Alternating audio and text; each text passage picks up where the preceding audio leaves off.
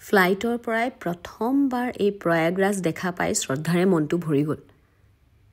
যেতিয়াৰ পৰাই এই কুম্ভৰ কাহিনী শুনি আছোঁ, কেতিয়া যাম লাগি আছিল। আৰু ওপৰৰ পৰাই সেই পবিত্ৰ ভূমিখন দেখি কিমান যে আনন্দ লাগিছে বুজাব নোৱাৰোঁ। বীৰ আৰু জিগিকো লৈ আহিছোঁ। সি হেঁপাহত ডিঙি মেলি মেলি চাই আছে। এনেকুৱা কৰিছে যেন এতিয়াই সেই ত্ৰিবেণী সংগম দেখা পাব। গোটেই ফ্লাইটখন মানুহেৰে ভৰি আছিল। ভালো লাগিছে যে গোটেই পৃথিৱীৰ ইমান আগ্ৰহ। এয়াৰপৰ্টটো ইমান ধুনীয়াকৈ সজাই থৈছে। সকলো ফালেই সেই মেলা মেলা ধৰণৰ কিবা এটা ভাৱ লাগি আছে। কুম্ভ মেলাৰ বিভিন্ন ফটো আৰু নিয়ম নীতিবোৰ বৰ ধুনীয়া। মানে বেগ লোৱা বা বাহিৰলৈ ওলোৱা ক'তো একো অসুবিধা হোৱা নাই। মোৰ প্ৰথমতে এনেকুৱা লাগিছিল যেন ইমান ভিৰ, ক'ৰবাত চাগে দিগদাৰেই হ'ব নেকি। আমাক যিজন ড্ৰাইভাৰ দাদাই ল'বলৈ আহিছিল, তেওঁ জিগিক ফুল এটাও দিলে। কি ফূৰ্তি তাই চাওকচোন। এইকেইদিন ইয়াতে বিভিন্ন ধৰণৰ VVIP সকল আহি আছে। গতিকে বাহিৰত বহুতো পুলিচ ছিকিউৰিটি আছিলে। আজিও চাগে কোনোবা আহিছে নেকি। এয়াৰপৰ্টৰ পৰা কুম্ভৰ যিখন মেলা, সেয়া পাবলৈ বোলে প্ৰায় এঘণ্টামান লাগিব। মানে 45 মিনিটৰ পৰা এঘণ্টা লাগে, আজি যদি ট্ৰেফিক নাথাকে। জিগি দেখিছেনে টোপনিয়ে গ'ল। মানে ফ্লাইটখন আছিল আমাৰ ৰাতিপুৱা 6:30 বজাত। ইণ্ডিগৰ ফ্লাইট। আৰু এটা ভাল কথা যে ডাইৰেক্ট ফ্লাইট পাইছোঁ।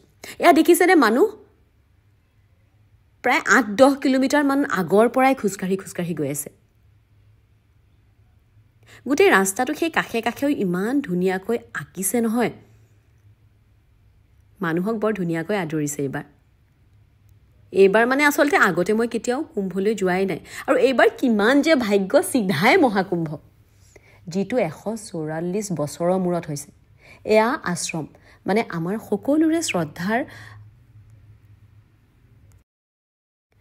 শ্ৰী শ্ৰী গোৱৰ্ধন পুৰীৰ পীঠাধীশ্বৰ প্ৰভুৰ আশ্ৰম।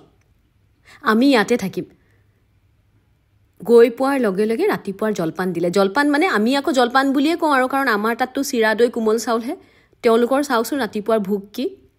চিংৰা, পকৰি, জেলেপি আৰু বহুত কিবা কিবি, লগতে একাপ গাখীৰ চাহ। প্ৰথমতে ভয়ে খাইছিলোঁ, বোলো খালী পেটত যিহেতু এইবিলাক খোৱাৰ আমাৰ অভ্যাস নাই, অসুবিধা হ'ব পাৰে নেকি। কিন্তু তাৰ সেই বতৰটো বা তাৰ যি পৰিৱেশ, সেইবাবেই চাগে হজমেই হৈ গ'ল। এইবোৰ আমাৰ টেণ্টবোৰ এনেকৈ কাপোৰেৰে সজোৱা, কাৰণ ইয়াত কিছু সময়ৰ বাবেহে এইখিনি তৈয়াৰ কৰা হৈছে আশ্ৰমখন।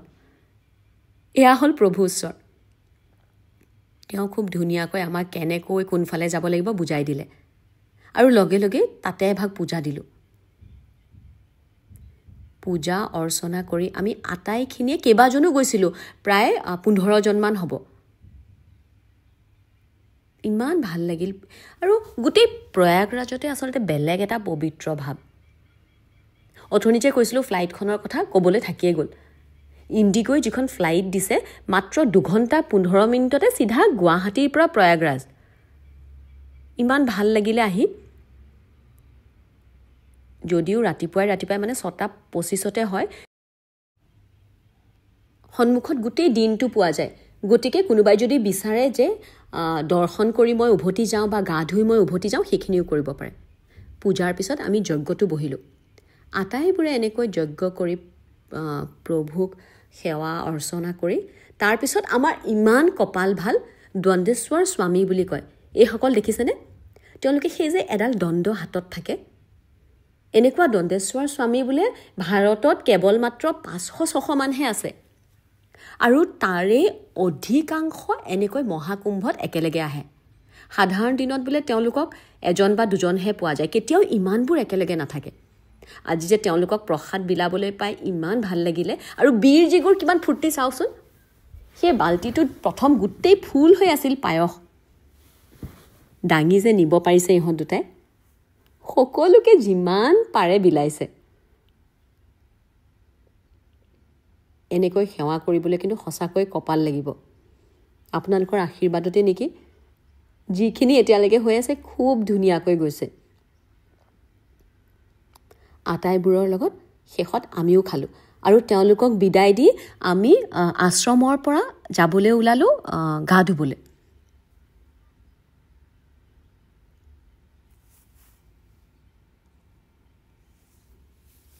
সাধুসকলক বিদায় দি আমি গা ধুবলৈ যাবলৈ ওলালোঁ। আমি ত্ৰিবেণী সংগমৰ যিটো ঘাটত গা ধুম ইয়াৰ পৰা 16 কিলোমিটাৰ দূৰ। কিছু অংশ গাড়ীৰে গ'লোঁ আৰু তাৰপিছত খোজকাঢ়ি গৈছোঁ যদিও সকলো ফালে মানুহ, ইমান ধুনীয়া পৰিৱেশ, কষ্টটো অনুভৱেই নহ'ল। আৰু বীৰ জিগিও সমানে খোজকাঢ়িছে আমাৰ লগত। বীৰে সেয়া দেখিছেনে হাতত এটা বটল, তাত এনেকৈ বিভিন্ন ধৰণৰ বটল কিনিবলৈ পোৱা যায়।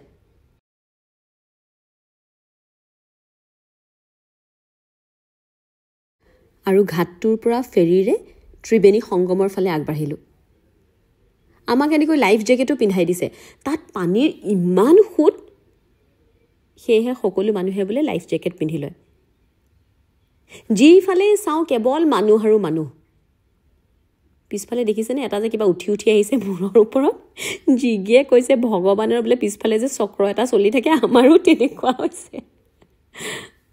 এনেকৈ এসোপামান মানুহ একেলগে গ'লে কিন্তু খুব ভাল লাগে।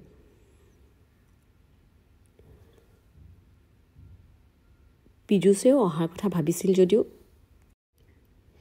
ফেৰীৰে প্ৰায় 10 মিনিটমান যোৱাৰ পিছতে আমি গৈ সেই যিখিনি ঠাইত গা ধুম, মানে 3খন গংগা, যমুনা আৰু সৰস্বতী, এই 3খন নদী য'ত লগ লাগিছে সেই সংগমটো পাইছিলোঁগৈ। সংগমটোত আচৰিত লাগিল এটা বস্তু দেখি যে নদীকেইখনৰ পানীখিনি লগ লগা ঠাইখিনি কিন্তু একদম বেলেগ। মানে এখন নদী অকণমান ৰংটো পানীখিনিৰ কাঢ়া আৰু এখনৰ পাতল। আচৰিত নহয়নে? সকলো ফালে যে মানুহৰ কেনেকুৱা ভিৰ। আৰু এয়া দেখিছেনে এই বাইদেউ দুগৰাকীয়ে যে এনেকৈ শাৰী লৰাই আছে। এওঁলোকে শাৰী যিসকল ভক্ত আহিছে তাত তেওঁলোকৰ শুকুৱাই আছে আৰু এজনে ফটোও তুলি আছে তাকে। কাৰোবাৰ যদি এনেকৈ শাৰী শুকুৱাৰ প্ৰয়োজন আছে তেতিয়াহ'লে তেওঁলোকক 20 টকাকৈ দিলে শাৰীখন এনেকৈ বতাহত শুকুৱাই দিয়ে। আৰু বতাহটো ইমান আচৰিত, অকণমান সময় এনেকৈ ধৰি থাকিলে কাপোৰবোৰ শুকাই যায়। তাতে লগ পোৱা দুজন মানে আমাক ক'লে বোলে ইয়াত গা ধুই উঠি কেতিয়াও গাটো মুচিব নাপায়। কিন্তু মচাৰ দেখোন কোনো প্ৰয়োজনে নাই, অকণমান সময় থিয় হৈ থাকিলে নিজে নিজে পানীখিনি শুকাই যায়। গা ধুই উঠি সলোৱাৰ এইবোৰ যিবোৰ চেঞ্জ ৰুম কৰি দিছে, অৱস্থা চাওকচোন। কুম্ভ শেষ হ'বলৈ অহাৰ বাবেই নেকি কাপোৰৰ দম খাইছিল। কিন্তু মই এটা কথা ভাবিলোঁ, আমাৰো কিন্তু অকণমান জ্ঞান থাকিব লাগে। আমিবোৰে যে এনেকৈ য'তে ত'তে কাপোৰ কানি পেলাই লেতেৰা কৰোঁ, এইবোৰ কিন্তু আমাৰ ভুল, আমাৰ দুখ। তাত চৰকাৰে বিভিন্ন মানুহ ৰাখিছে যিবোৰে সকলোৱে চাফা কৰি আছে, কিন্তু কিমান কৰিব? এই হাজাৰ হাজাৰ কোটি কোটি মানুহ। এয়া আমি সকলোৱে এনেকৈ পানীত সেৱা কৰিলোঁ। প্ৰথম পানীখিনি ভৰিত লগাৰ লগে লগে বেলেগ এটা অনুভৱ হৈছিল। মানে ইমানবোৰ মানুহৰ শ্ৰদ্ধা, ভক্তি, আস্থাৰে নেকি পানীখিনিৰ শক্তিয়ে বেলেগ কৰি পেলাইছে। বীৰে উটিয়ে গৈছিল এবাৰ। মানে পানীৰ সাংঘাতিক সোঁত, আৰু সোঁতটো কিবা তলে তলে থাকে বুলি যে কয় তেনেকুৱা ধৰণৰ। মানে ওপৰৰ পৰা দেখিলে ইমান গম নাপায়, কিন্তু আপুনি যদি এনেকৈ ডুব মাৰিবলৈ যায় পানীখিনি উটাই লৈ যায়। তাত বেছি সৰু ল'ৰা ছোৱালী নাছিল। এয়া দেখিছেনে বীৰ উটি উটি গৈ আছে। কিন্তু মই ইহঁত দুটাক লৈ যোৱাৰ কাৰণ হ'ল সৰুৰ পৰাই এইবোৰ যদি দেখে বুজে, অন্ততঃ আমাৰ সংস্কৃতি, আমাৰ সভ্যতাটো আৰু অকণমান ভালকৈ অনুভৱ কৰিব। বীৰে দেখিছেনে এক গিলান, সেইটো গিলান বুলিয়ে ক'ব লাগিব আৰু, পানী লৈছে। দেউতাক নহাৰ বাবে তাৰ মনটো বেয়া। তাৰ খুব হেঁপাহ আছিলে দেউতাকে এনেকৈ গা ধুব বুলি। কাৰণ এই যে সকলোৰে মুখত শুনি আছে 144 বছৰৰ মূৰত আহিছে। তাৰ পাৰতে চন্দন, হালধি আৰু মিটিকাৰ এনেকুৱা ফুট দিয়া বহুতো পূজাৰী বহি থাকে। আৰু ভক্তসকলে যোনে যি মাননি দিয়ে তেনেকৈয়ে লয়। আমিও আটাইবোৰে এই ফুটটো ল'লোঁ। তলৰ পৰা নদীৰ এয়া মাটিও লৈছে। মোক কৈছে দেউতাক বোলে সদায় ক'ৰবাত ভাল কামলৈ যোৱাৰ আগে আগে এই মাটিখিনি যদি এনেকৈ ফুট এটা লগাই যায় দেউতাকৰ ভাল হ'ব। কিমান যে তাৰ কল্পনা দেউতাকক লৈ। কিন্তু এই অকণমানি বয়সত পৰিয়াল, দেউতাক, এই কথাবোৰ যে বুজি পোৱা হৈছে সি। দেখিছেনে ফুট চুট লৈ গোটেইটো একেবাৰে গোসায়ে আৰু।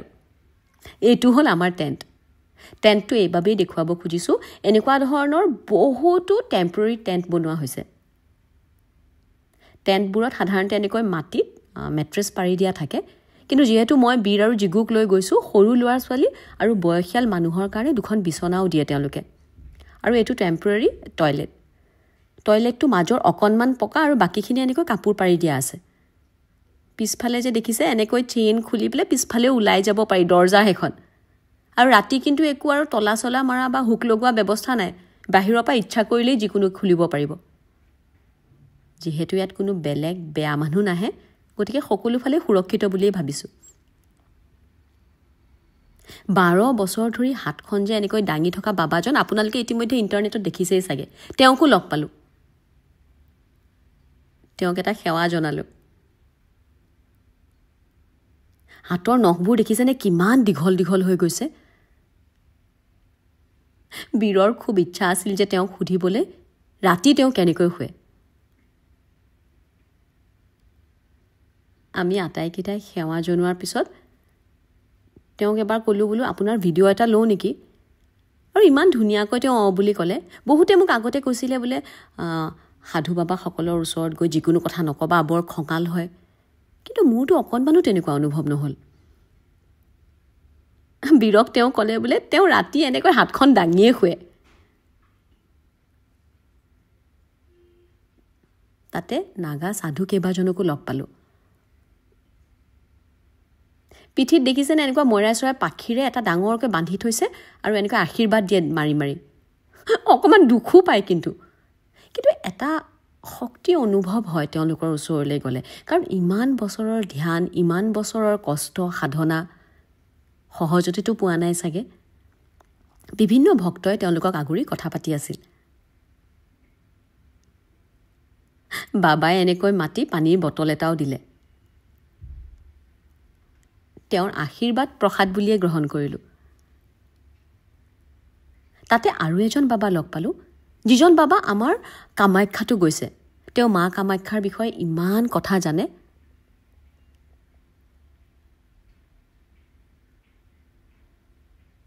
এইজন বাবা তেখেতে ক'লে বোলে 8 বছৰ বয়সতে তেওঁ ঘৰৰ পৰা ওলাই আহিছে আৰু এতিয়া তেওঁ এই ধ্যান কৰা 40 বছৰ হ'ল তেওঁ আমাৰ মায়ঙতো বহুত বছৰ আছিল তেওঁলোকৰ লগত কথা পাতি ইমান ভাল লাগে ইমান জ্ঞান আছে তেওঁলোকৰ সন্মুখত তেওঁ চাহু বনাই আছিল মোক সুধিলে বোলে চাহ খাবা নেকি মই যেহেতু অকণমান আগতে প্ৰসাদ খাইহে গৈছিলোঁ গতিকে মোৰ সন্মুখত থকা কিজনকে একাপ দিলে এয়া দেখিছেনে এইটো হ'ল তেওঁৰ চাহৰ যতন আৰু কাষতে সেয়া গৰম পানী কিন্তু মই এটা বস্তু দেখি আচৰিত হ'লোঁ ৰাতিলৈ ইমান ঠাণ্ডা লাগিছে আমাৰ শলখন লওঁতেও ঠাণ্ডা কিন্তু তেওঁলোকৰ এটুকুৰাও গাতটো কাপোৰ নাইয়ে নিজৰ কাষত যিটো তেওঁলোকৰ তম্বু আছে তাতো এখনো কাপোৰ নাই বাবাৰ হাতত কিন্তু মোবাইলো আছে মোবাইল মানে তেওঁ অইনত মই সুধিলোঁ বোলে কেনেকৈ ব্যৱহাৰ কৰে কাক ফোন কৰে তেওঁ তেতিয়া ক'লে বোলে এঠাইৰ পৰা আন ঠাইলৈ গ'লে কেতিয়াবা তেওঁলোকৰ নিজৰ মানুহখিনিৰ মাজত কথা বতৰা হয় বিজ্ঞানে কিন্তু তেওঁলোককো চুইছেগৈ অকণমান এনেকৈ সন্মুখত যিমান আছিল সকলোকে চাহ খুৱাইছে তেওঁৰ আশীৰ্বাদ লৈ আমি ৰাস্তাৰ কাষতে থকা এজন দাদাই কিবা কি বহুত বিক্ৰী কৰি আছিল সেই বগা বগা পেঠা আৰু এইটো দেখিছেনে কিবা তিলু নহয় কিন্তু এনেকুৱা গুটি গুটি আৰু চেনিৰে বনোৱা এইটো বোলে প্ৰয়াগৰাজৰ ফেমাছ মিঠাই কিন্তু একেবাৰে পাতল বস্তুটো মই ইয়াৰো 1 কেজি ল'লোঁ অন্তত গুৱাহাটীলৈ আহি সকলোৱে প্ৰয়াগৰাজৰ পৰা কি আনিছা বুলি ক'লে এটুকুৰা দিব পাৰিম তাত বিভিন্ন উট আছে আৰু ঘোঁৰা আছে এনেকৈ ধুনীয়াকৈ সজাই থয় আপোনালোকে ইচ্ছা কৰিলে ফটো উঠিব পাৰে পইচা দিব লাগিব কিন্তু মই অৱশ্যে ফটো নুঠিলোঁ কিন্তু ইমান ধুনীয়াকৈ সজোৱা দেখি ভিডিঅ' এটাকে কৰি লৈছোঁ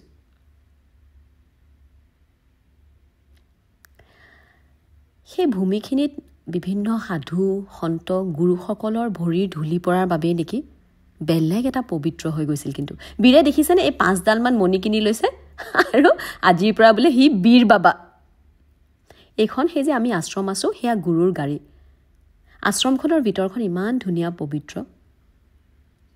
আৰু পিছদিনা ৰাতিপুৱা এনেকৈ আমি তাৰ পৰা বিদায় ল'লোঁ আৰু লগত লৈ আহিলোঁ এসোপামান স্মৃতি সকলোৰে ভালৰ বাবে তাত প্ৰভুৰ ওচৰত প্ৰাৰ্থনা কৰিলোঁ